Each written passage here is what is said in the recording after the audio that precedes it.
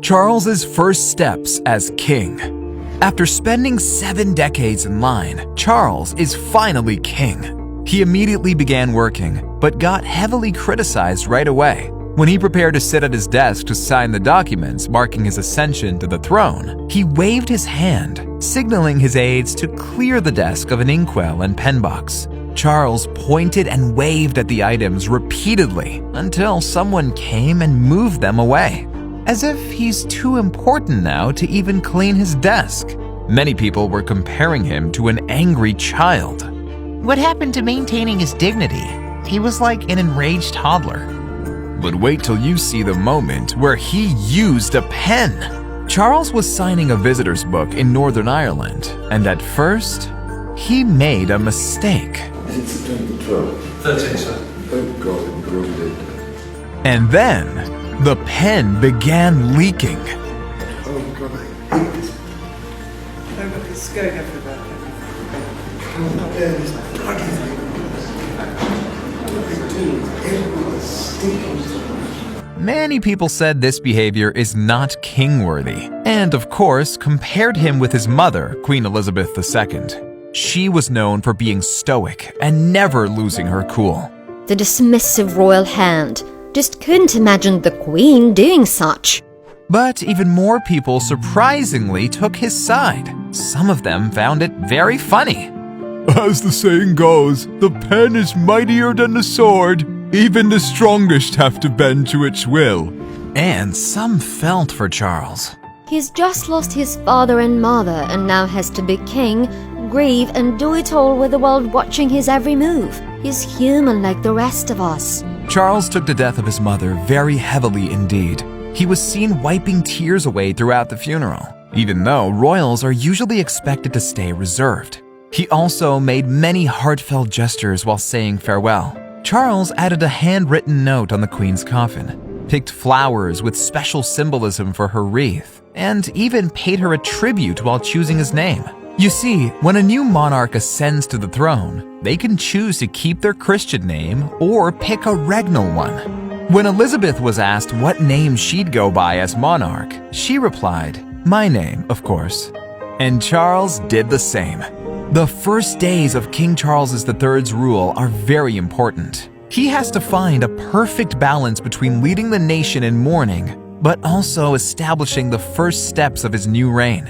Her late Majesty set an example of selfless duty, which, with God's help and your counsels, I am resolved faithfully to follow.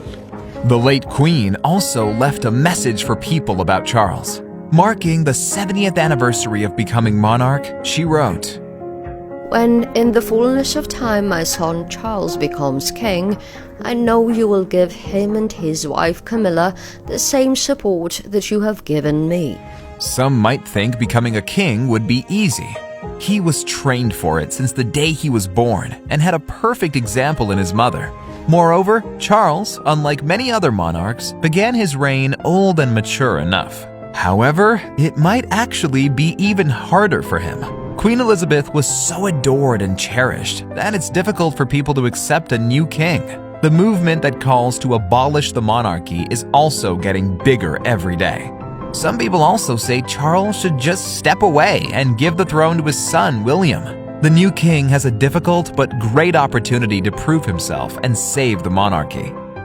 As the Queen herself did with such unswerving devotion, I too now solemnly pledge myself, throughout the remaining time God grants me, to uphold the constitutional principles at the heart of our nation. Despite having his first mishaps and facing criticism, many people also noted his good sides. We saw that he is more relaxed and emotional with the crowds than either of his parents were, making him more empathetic and responsive. Things won't stay the same, but in a good way. It will be a different sort of monarch. Charles is a deep thinker, romantic, sentimentalist. He cares deeply about nature. He requested all the flowers at his mother's funeral to be environmentally friendly, and even admitted he talks to trees. After billions of years of evolution, nature is our best teacher.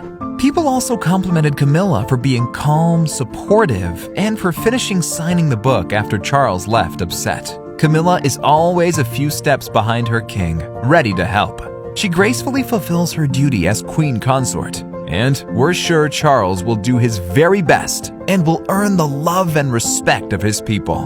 Wherever you may live in the United Kingdom, or in the realms and territories across the world, and whatever may be your background or beliefs, I shall endeavor to serve you with loyalty, respect, and love, as I have throughout my life. Long live the king! Let us know what you think, and stay tuned for more royal bombshells.